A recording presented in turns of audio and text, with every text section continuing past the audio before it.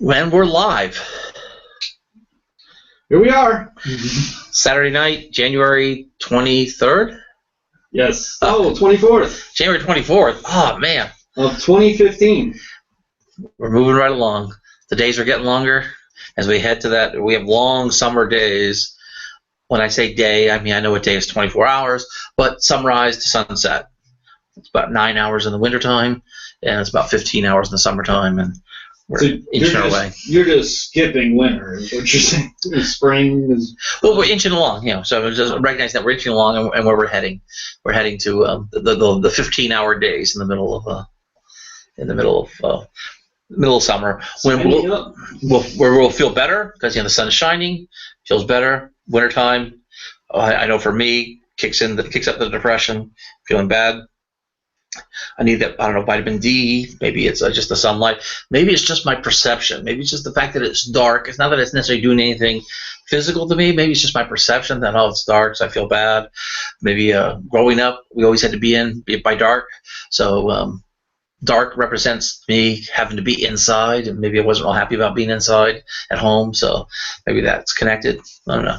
Cold temperatures have something to do with it, too.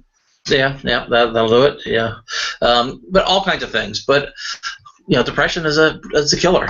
But we're not on fire. We're not on fire. Last Saturday, a week ago, last Saturday, of course, we had the big fire in the neighborhood. Half the neighborhood burned down. 3 of the houses, just a couple doors down, have to be completely leveled, destroyed. The lots there'll be empty lots here before long. Now they're just an empty hull of a building. Came across this story here, and this is kind of maybe lead in here. Quality of relationship to doctor significantly improves antidepressant efficacy. What's going on here? I don't know. This is one thing. I read this article, and they have things like where they talk to people about. Do you believe in like the placebo effect? So the placebo effect is really, it's a misunderstood one, and I'm not going to go into a whole lot of it, although that's kind of what I want to talk about tonight, actually. But I'm not going to make it a show on defining what the placebo effect is or how it manifests itself in a lot of these different studies. But essentially, it's your perception, your perspective on how well you're doing. That's the placebo effect. When you feel like you're doing better, it's not a matter of that you are doing better, it's just that you feel like you're doing better. That's the placebo effect. And then that can have a lot of positive ramifications, because if you have a positive attitude, we've talked about this, you have positive thoughts going on, positive emotions, you have that clarity of thought, emotional stability working together, but now it's all got a positive ramp to it. It was that move crisis to challenge to opportunity, moving from negative into positive. When you start doing that, then you start making positive choices, and then positive things start happening to you, and you start actually do get better. But it's not that thinking that you were better instantly magically made you better. It was that you were on the path to getting better in a little bit different way. So that's kind of what's happening with placebo. And this is one of the things with this article here talks about, and you can find all these articles on our Facebook page, Random Thoughts with Random Access. They also get retweeted to our Twitter account at Random Access, and there's also bonus content on the Twitter account. So if you only go to the Facebook page, you're going to miss some of the bonus content. This is actually from the Facebook page. So, but it just talks about when you have a good relationship with your doctor, you feel comfortable, and your doctor says this is going to help you. You can start feeling a little bit better about yourself, and it gives you all the advantages that you need to overcome depression. But depression at the root cause, serious depression, severe depression, it is a medical disorder, and no matter how you feel about it, you still got it, and you can give yourself that little edge, and sometimes that's all you need to keep you going. Because that's one of the things. You're taking medicines, if they're not working right away, you stop taking them. Nothing's open. But if you keep a positive attitude while you're going through it, you can fight through it, and you can find the right meds that work, and you can make sure that whatever you're feeling is the result of the medicines not working, or the result of the disease itself, and not just you bringing yourself down. This placebo is a powerful, powerful, powerful tool, and it's but really it's just another word. It's for perspective, and which I've been talking about here. This is our 28th show. we've been doing this, and probably talk about perspective every single one of the shows. Yes. So comments on that, Shane, then. I do have a comment.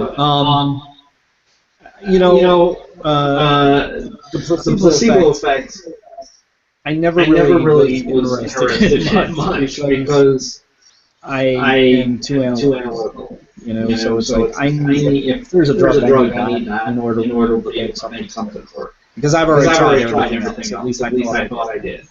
I didn't realize until recently that what I used to do and still do is what's within me inside, how I feel inside, magnetizes what it is that I look for on the outside. So in order to validate how I feel. So if I'm not feeling, I think I've discussed this a few times. But if I feel angry about something inside, it's not out of the realm of possibility that I'm going to be searching for people to talk to that I don't necessarily have the relationships with.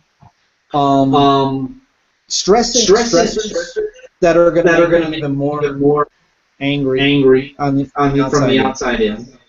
I'm going to put expectations on myself that are going to make me not do as well as what I would wish to. And all that is factors that would validate how it is that I would feel inside, which is angry.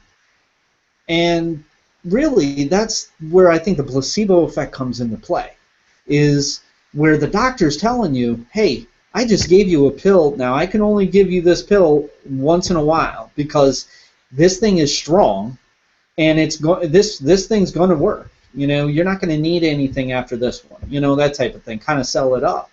And it makes you, okay, great. I've got the right one now. I'm ready to get healed here. And that automatically on the inside kind of makes you a little bit hopeful. And then you start looking for hopeful things on the outside to magnetize, to validate what's on the inside. So the placebo effect, I definitely understand differently than what I'm used to.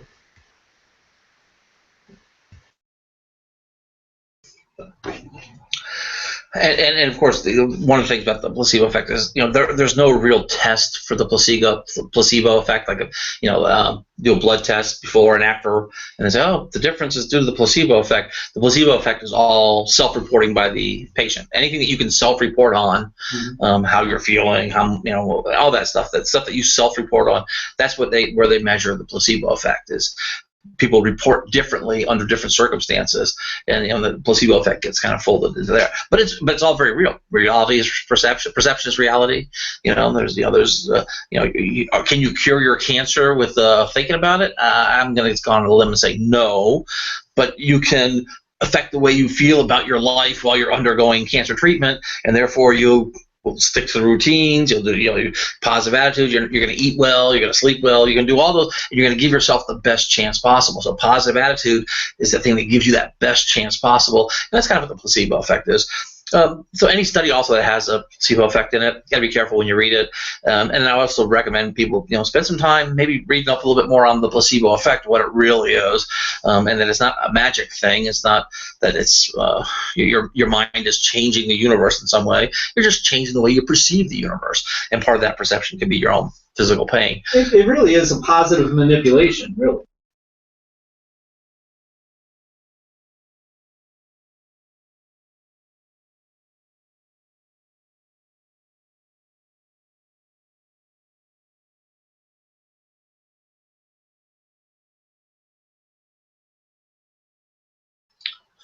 But reading studies, though, is incredibly important, and that's or at least understanding who read the story, who's reporting it for you. This is a story from a few months ago. This was kind of reported last year a little bit. It was like, new Harvard study says fluoridated water is causing cognitive disorders. And then some people freaked out when they saw it. One, I'm going to let the cat out of the bag here. The study did not say that. Here's somebody reporting on the study saying that this is what the study says. If you don't go back and read the original study, and you only read a newspaper article that was written about the study, then you don't know what the study says, no matter what the newspaper says. We talked about that a little bit yesterday, and it's something that you probably could have guessed about how the media can sort of, frame the tale. They're trying to sell newspapers. They're trying to get butts in the seats. They're trying to get eyes on the screen. They're trying to make money at the end of the day. Websites are trying to get clicks. So they're going to make outrageous claims, and sometimes they're going to take that extra step. They're going to connect some dots that weren't meant to be connected. A lot of studies have a lot of dots in them. The researchers, they try to connect as many as they can with scientific confidence or statistical significance connect. And then they might, at the end of the day, suggest a future study of how what might be being indicated here, and what sort of future studies could happen. So that's all important. So that's another good reason for reading the studies. You don't have to read the entire studies. Read the abstract, the beginning, maybe the introduction, and then the conclusions. And then the middle part is just all the boring stuff. But reading the conclusions section on a study really important, because that's what the author of the study thinks they saw. And in this case, the author of the study never saw this. They didn't say that the fluoridated water was causing cognitive disorders.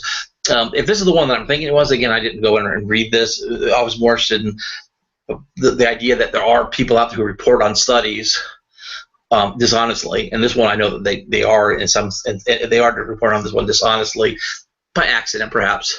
So I'll give them that. One-sided. But the study may have shown, because there have been studies that show that fluoride can contribute to cognitive disorders.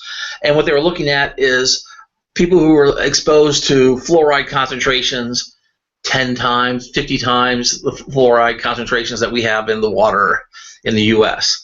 So that the fluoride levels that we have in the water in the U.S. in no way connected to any of these studies that show how fluoride interacts with cognitive disorders. I mean, they studied places where the natural fluoride in the water in some areas in Soviet Union or someplace, Russia. I guess the Soviet Union doesn't exist anymore. They were able to see this, but the water was unbelievably fluoridated, and it wasn't because somebody was trying to fluoridate it. It's because it was contaminated water, is what it was. So, somebody reads the study, goes, "Oh yeah, fluoridated water," and so now they posted a study. And it's like, yeah, it's got nothing to do with U.S. and the way we fluoridate water. So don't panic. In other words, anytime you read a newspaper article about a study, you need to ask who wrote that newspaper article. Were they a scientist themselves? Were they a scientist in the field that they're reporting on? That's another thing that's an issue. Somebody can be a scientist, but Richard Feynman even says it. He goes, I think a scientist can be as dumb as the next guy on and his thing was in non-scientific matters. But even just as much, you can go a little further, say a scientist can be as dumb as the next guy in areas that they're not an expert in.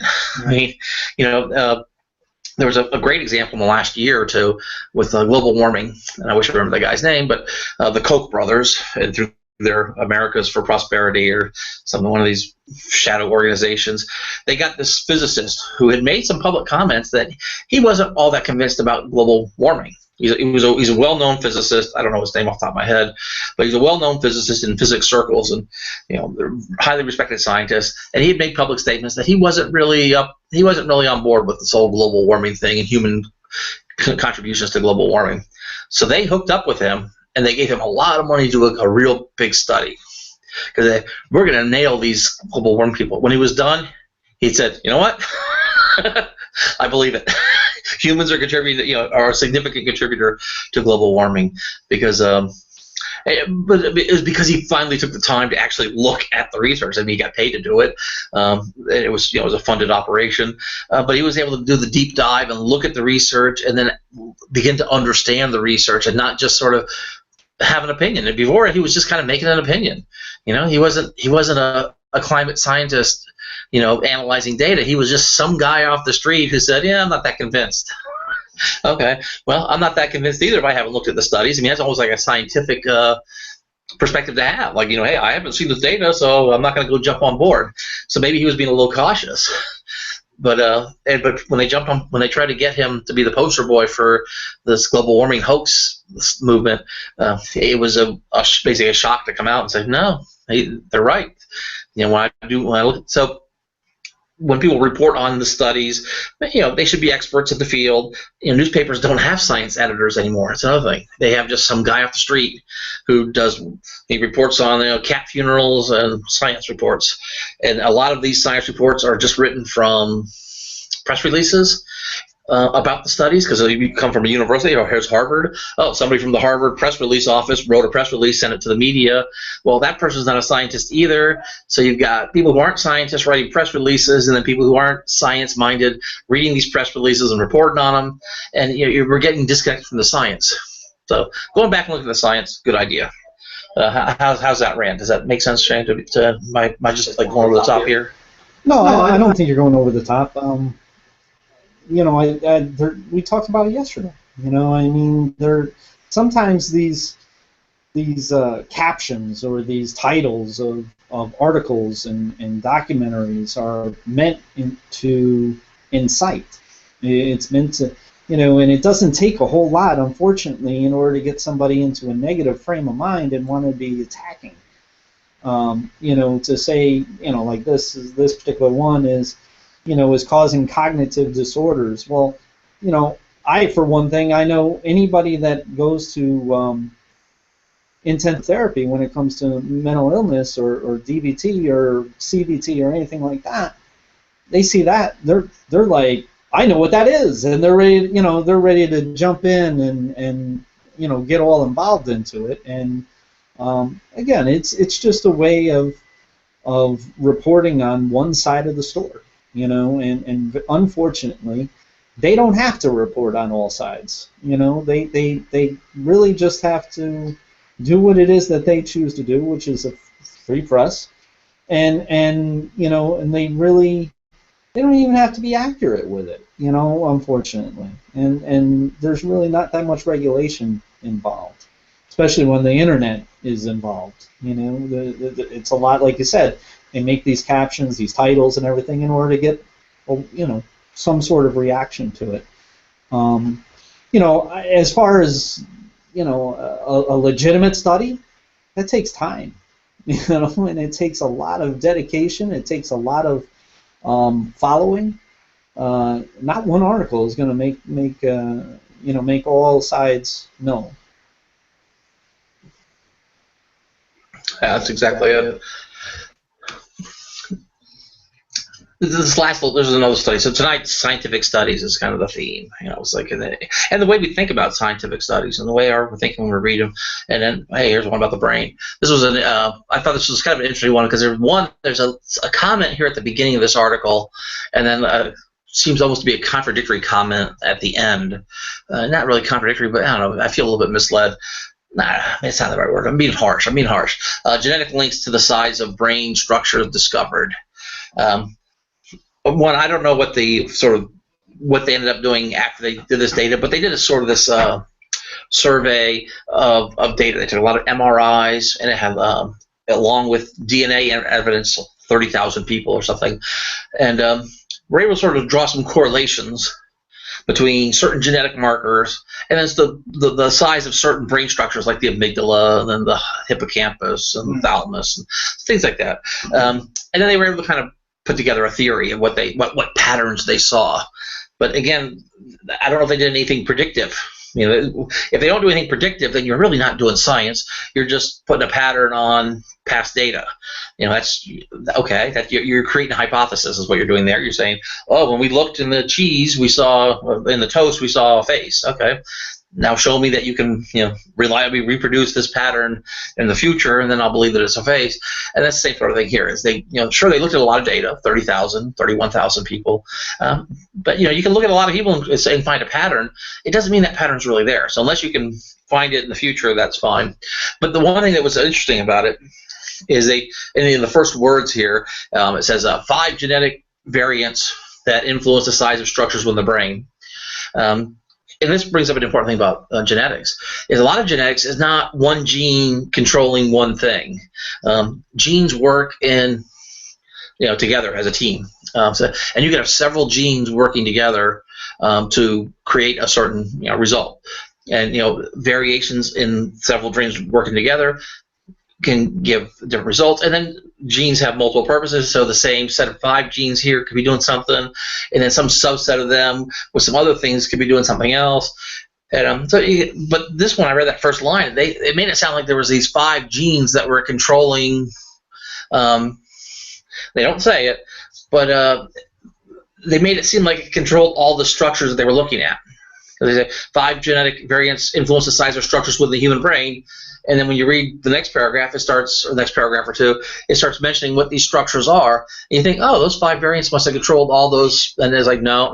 And when you read the last paragraph, it says 5 variants were controlling 2 of the structures, 3 more genetic markers were controlling another structure.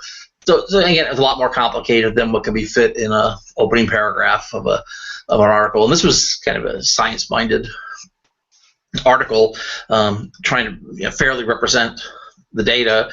And even then, even still, there's a little misunderstanding, lack of clarity. And that's also why you want to read sort of like, if you can get the original study, that's the best thing. But read different experts' opinions on the studies, not just one person, especially if they're not an expert. I like to read some of these sites like Science-Based Medicine, or this is Science Codex, where you actually have science people looking at scientific studies, explaining what they see when they read it. And it saves me from having to read the study myself. But I'm not trusting MSNBC to tell me what a scientific study said, because I don't know who they have look at it. If I would trust myself more than whoever they have. And going back and looking at the study itself is, of course, the best option, but you need to be kind of good at doing that kind of thing. And it's the same thing with history. People read old history books. You read a history book, you're not reading historical documents. You're reading something that was written by somebody who, in theory, looked at the historical documents. And they went back. So I'm reading a history book on the American Civil War. I'm hoping that the person who wrote this went back and read the historical documents from the Civil War time when they wrote their history book, and not that they read another history book and are just regurgitating what they read in another history book, because somebody has to go back and look at the original documents. That's kind of what scholars do. I mean, that's the whole idea of being a historian. Is you don't rely on the books that are out there that talk about it. As much as possible. Sometimes you have to use secondary material. If you're doing like ancient Greek, you might have to read books that were written in the 500s or something. So maybe some of the things just don't exist. But you try to get as close to possible to source documents. And then, as a human who's reading on history, if you're just reading what they call pop history, some go to the bookstore. There's that's a nice little popular book here. That book is probably written by somebody who's not a historian, who read history books, but never even saw a source document.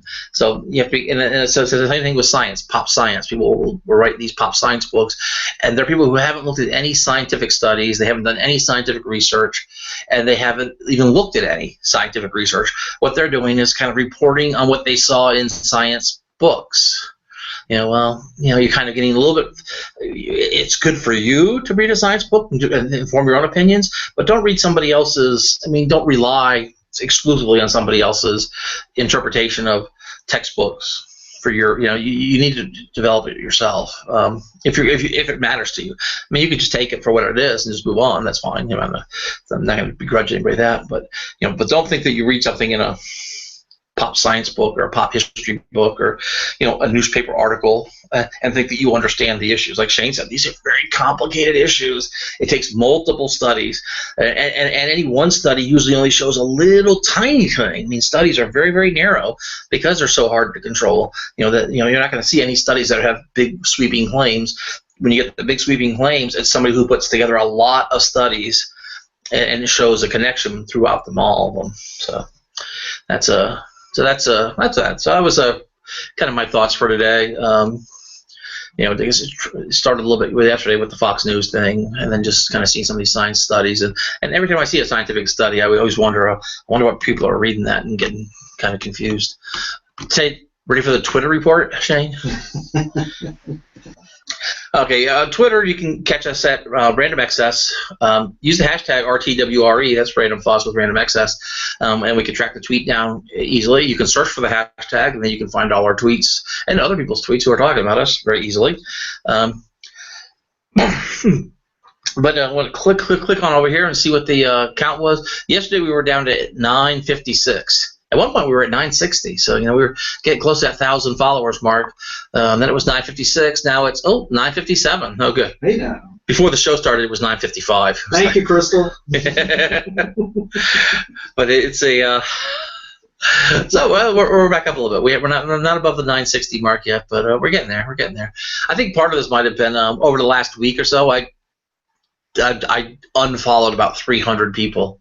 Mine was up to like 860 or something like that, 835, and now it's down to 535. So I did unfollow like 300 people in the last week. So people are following your example.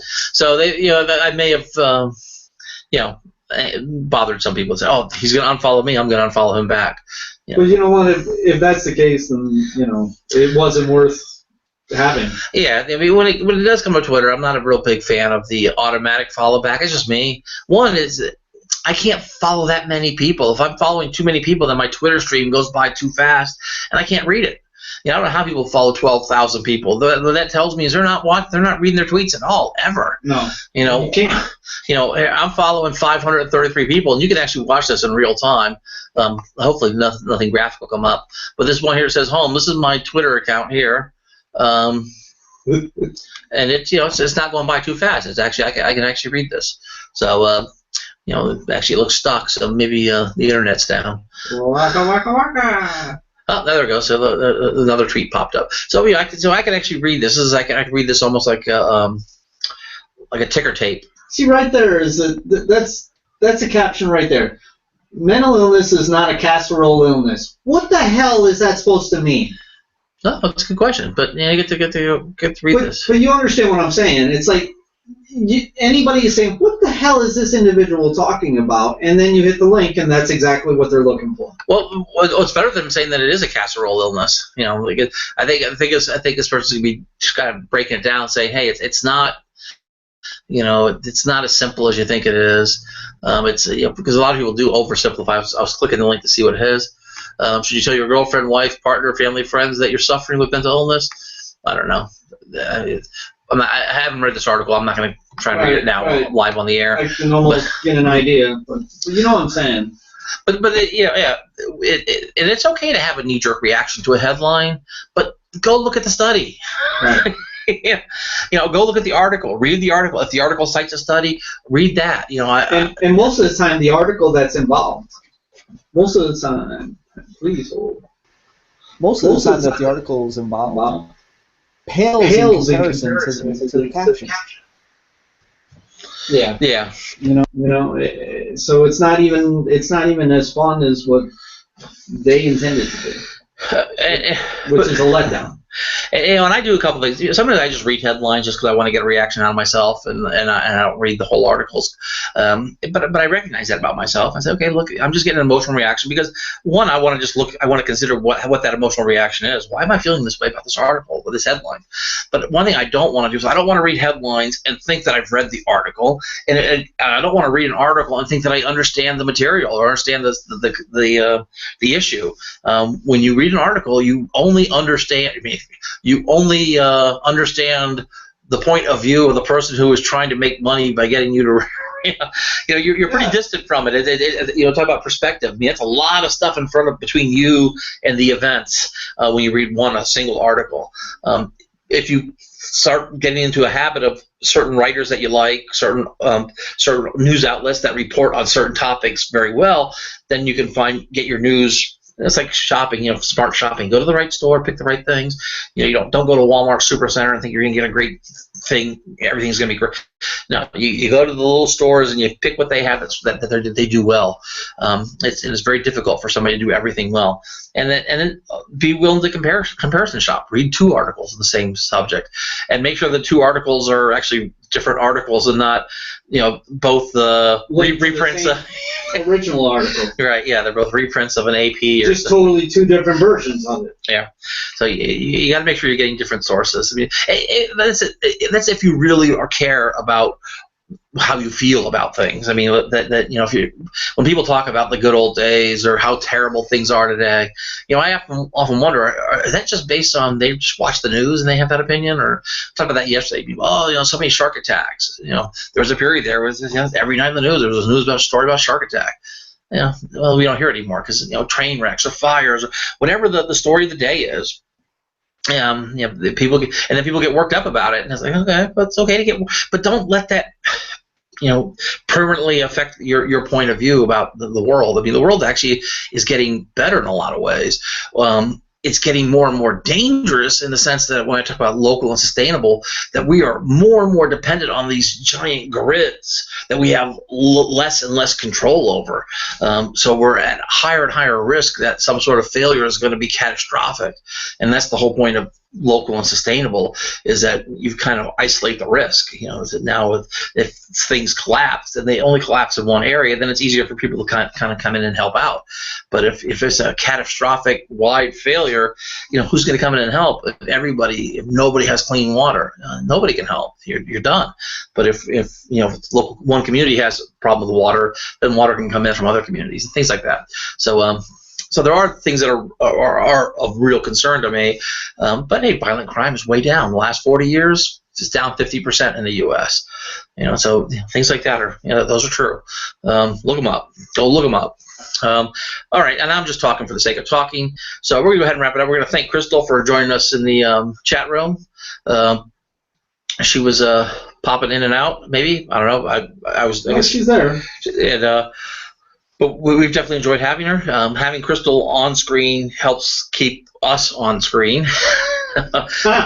With we've talked about this before. To do this hangout, to have the little cameras at the bottom, if you have 3 or more people doing this at one time, then the cameras all stay active on the bottom, so we don't kind of lose track of watching one person talk and watching somebody who's not talking and who's talking. So now even if I forget to switch cameras, you can tell who's doing the talking. But she requires friends, so we need other people to listen in on the show. Yeah, because of the chat room, right? We have the chat room, so that we can invite them in, and she can entertain them, and then and everything will be to the point as to where she's not feeling lonely, and she's like screaming in the chat room, but nobody's hearing her. Yeah, we have an active chat room in here. A working chat room. So we just need people in here who can chat, talk to each other, whatever. Okay, well, at that note, we're gonna let it go. Let's say goodnight. That's the end of week. Actually, it's our 4th week. It's the end of the 3-Point X series. Episode 4 is tomorrow. We've finished 28 episodes. We've been doing this every single night without a break. There's going to be a night where we don't do an episode. I know it's coming. I don't know when it's going to be, but it will happen. Hopefully it won't be a Sunday night because we need those to start the counters. 4.0 tomorrow. I think we're going to do my story again, that one that was missed. Hey. We'll hear a little bit about Wayne tomorrow. Good night. Say good night, Crystal. What was that, Crystal? Good night, folks.